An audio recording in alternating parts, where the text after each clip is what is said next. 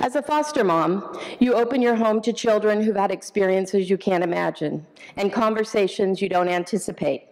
One of the most unexpected involved Mr. Potato Head. Your child will love putting his nose where his ears should be, reads the ad on Amazon. We had 8 children when I discovered the erotic Spud's secret life. The big boys, all age 15, the middle kids, age 7 to 10, and Tyler, who was 2. Gabby was 10, smack dab in the middle of the whole bunch. By then, I'd parented 30-some children. I tailored conversations to the behavior needs of each child. The bodies change talk, the no touching each other's privates talk, the don't hump the dog talk. I was driving Gabby home from a doctor's appointment. It was time to have a talk. I felt smug. I was really great with these talks. Gabby, you know how you're starting to have breasts? Gabby had a checklist that tracked the signs of puberty.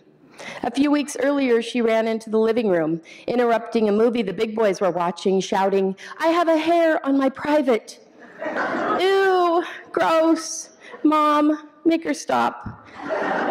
So if I was going to talk about breasts, Gabby was all ears.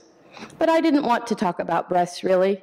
I wanted to talk about what 17-year-old babysitter Michael had done when Gabby lived with her birth mother. I watched the road ahead as I modulated my voice. Sometimes, I said, when girls have been abused and their bodies begin to enter puberty, they feel angry again.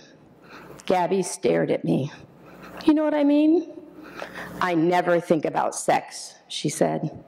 But Sabrina does. Sabrina was 9. She does? How do you know? Well, you know that vibrating Mr. Potato Head of Tyler's? I about drove off the road. Tyler was born drug-affected and had developmental delays. His occupational therapist had suggested vibrating toys to facilitate speech development. She puts it on her private and goes, ugh.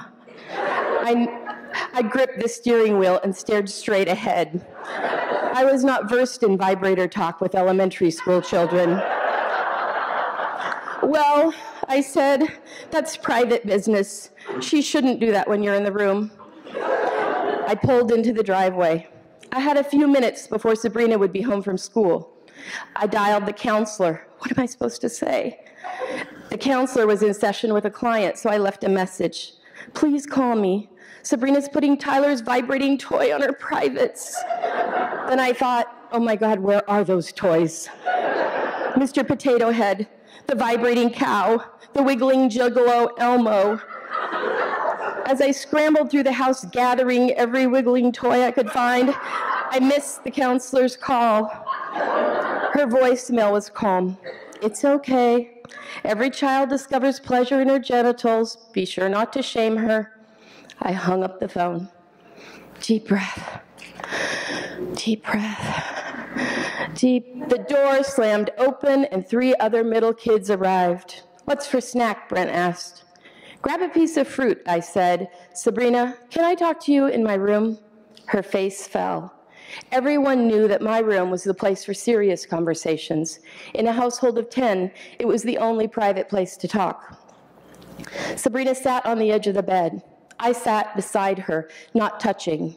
As a foster parent, you want to protect yourself against false allegations or a child misconstruing your intent. You're not in trouble, I said. She breathed a sigh of relief and smiled her toothy second-grade grin. How do I say this? You know Tyler's Mr. Potato Head?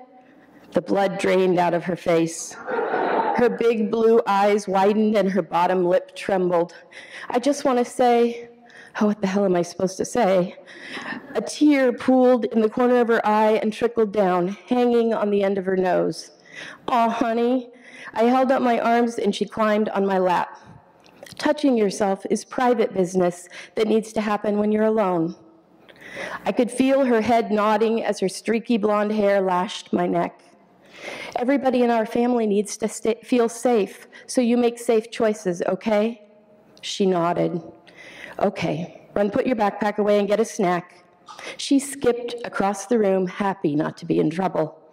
And Sabrina, Yeah.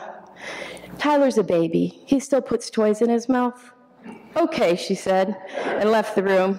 I flopped back on the bed. I hope I did okay. Nothing had prepared me for Mr. Potato Head.